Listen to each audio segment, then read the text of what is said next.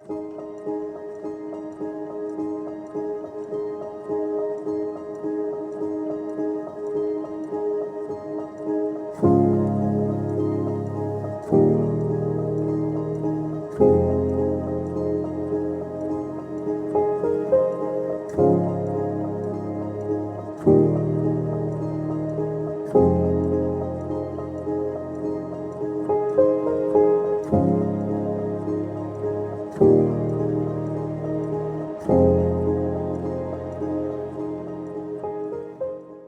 guys, welcome to my 2022 Non-Fiction TBR. Now, I shared my fiction TBR already, and then realized, like, totally one of the books that I put on there is non-fiction.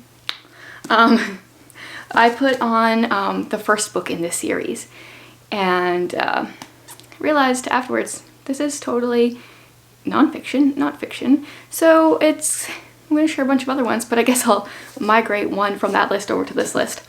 I don't know what I was thinking.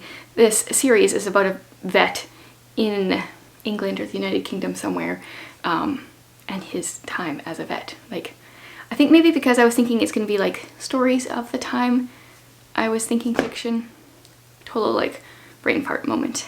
Okay, but then I've got like some actual books on this list that I know are nonfiction and didn't accidentally end up on the wrong list. And it's quite a stack. So we're just gonna go through. My very first one is a book of poetry that I've had for quite some time. This is the poetry of William Wordsworth.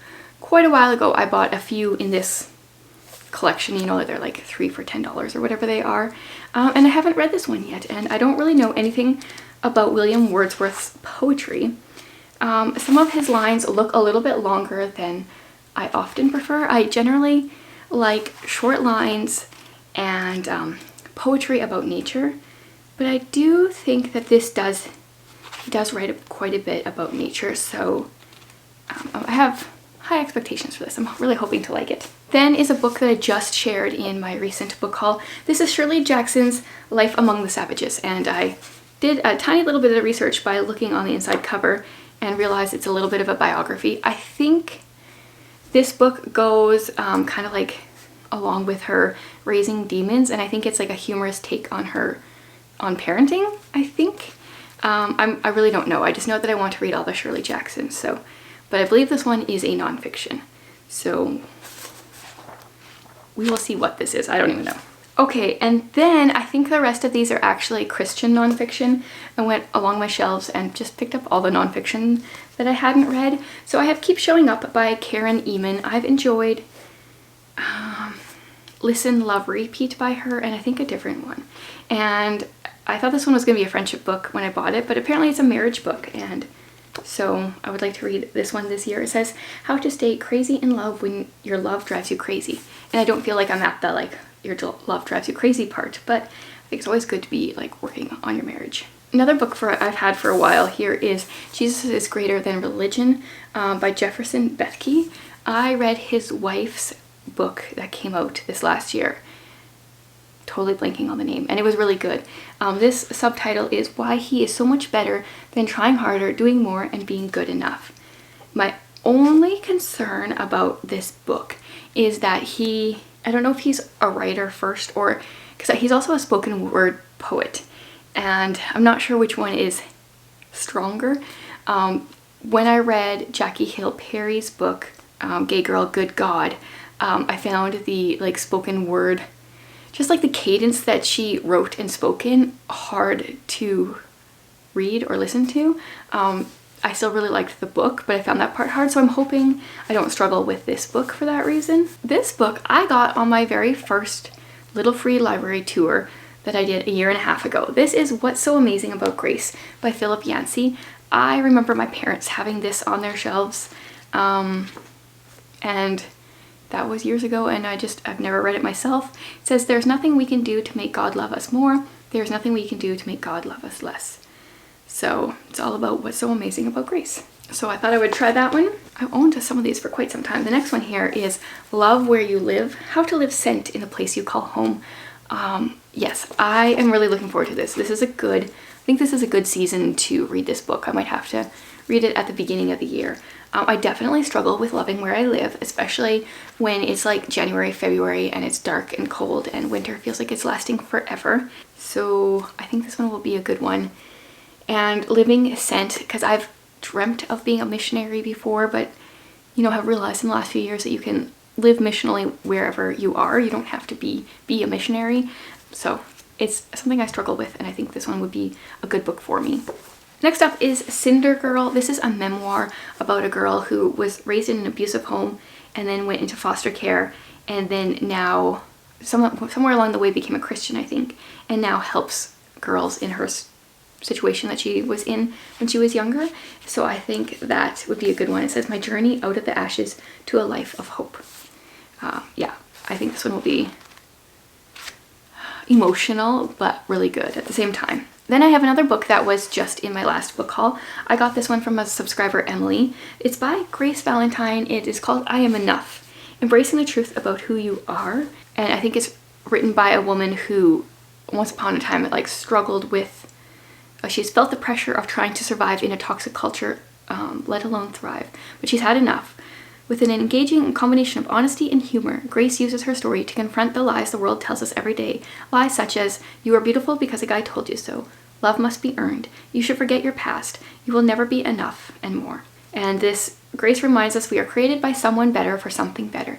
We can choose the one who has chosen us, the one who says, you are enough for me, my child. Come as you are. The next one is actually a reread. I think this is my only reread on the list. This is Give Them Grace by Elise M. Fitzpatrick and Jessica Thompson. They're a mother-daughter writing team here. And this is all about how to raise your kids, like give them grace, obviously, and not worry so much about like the moralistic raising of children. It says all of us want to raise good kids and we want to be good parents. But what exactly do we mean by good and being good? And is being good really the point? I read this when my kids were younger and found it a little bit overwhelming, and I actually just shared this one in a video on my homeschool channel and said that I don't know if my kids were kind of too young for me to be reading this or if I was just kind of like too immature in my faith, but I think this would be a really good one for me to reread this year. Okay, actually this one is a reread and I did start it. This is Desperate by Sarah May and Sally Clarkson. The subtitle is Hope for the Mom Who Needs to Breathe, and I feel like this book is really good for when you're in that season. And so I was in this season at the beginning of November and started reading it, and then I definitely am not like a little kid person. Definitely struggle with the like under 2 age, and then our youngest foster kid went home, and then I felt like I wasn't really in the situation anymore. So I would like to finish my reread, but I think I'm gonna save it maybe for a time when I'm struggling a little bit more. This next one was on, I think, my November TBR, and I never got to it. It is Gentle and Lowly by Dane Ortland. Someone mentioned they were going to use this one for the January Read Your Bookshelf Challenge prompt that was like a quiet word, because gentle. So I think that's a really good one. I might use this for that prompt as well. The subtitle is The Heart of Christ for Sinners and Sufferers, and I don't really know anything about it. I think it's just all about rest, and the verse is, come to me all who labor and are heavy laden, and I will give you rest. So we'll see. I've heard really good things about this book. This last year, because I read The Pursuit of God with Krista when she was doing her read along, and I have this 3-in-1 collection, I thought this next year I want to read the other two. So I read The Pursuit of God, and I want to read The Purpose of Man and The Crucified Life. The Purpose of Man is a call to worship as God reprioritizes your life and fills your soul. And then The Crucified Life will lead you to the cross so you can be raised to new life in Christ. So that actually works really well together. Yeah, so I want to read those two books. Now this next one is actually a 2-volume book, and it is The Story of Christianity in Volume 1 and Volume 2. I got these off of Book Outlet, and honestly, I want to try them. So it is supposed to be, I think, like the history of Christianity. I have no idea who this author is, if this is going to be like kind of like biased in one way or the other. Yeah, I have no idea. But I thought I would give this a try. I am really interested in the history of the church. So it seems like a lot though, but a lot of these nonfiction books, like some of them, sometimes I'll like read it one a month, sometimes multiple. Sometimes like this would obviously just go over the course of a few months. Often I like to try to read at least a chapter of a nonfiction book a day. And speaking of a chapter of a nonfiction book a day, my current one is Mere Christianity, which is in this bind-up of C.S. Lewis signature classics. I don't think I will finish this before... No, I've got too much left.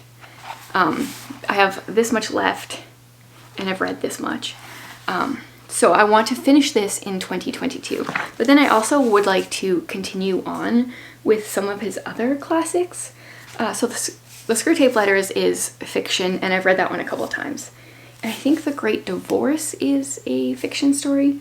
But then also in here there's Miracles, The Problem of Pain, A Grief Observed, The Abolition of Man, and The Four Loves. Now, I don't think I would get to all of those, nor do I think I would want to read that much from one author in a year. Yeah. So I would just like to slowly work my way through this and at least finish Mere Christianity, and then maybe also finish one more of his other nonfiction books. Okay, so there you have it. A brief overview on the many nonfiction books that I want to read in the year coming up.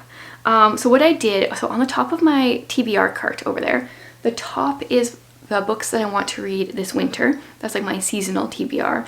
And then underneath in the middle is my fiction TBR. And then on the bottom, I'm going to put these books, except they're not all going to fit. So I'm going to figure that out, maybe put a bunch of them. This one will go back upstairs because I'm reading it. And I guess I don't need both volumes of this on there. I'll just put volume 1 for now. And then I'll see if I can fit the rest on there. And then hopefully throughout the year that will get smaller and smaller, and I will get some of these books checked off. So let me know, what are some non-fiction books you want to read in 2022? When I did my anticipated releases, so far I haven't, I'm pretty sure I didn't have any non-fiction books on my first quarter of 2022 anticipated releases. I haven't heard of any coming out, so these are all like backlist books. But let me know what it is you want to be reading in 2022 for non-fiction books. Thanks for watching, guys.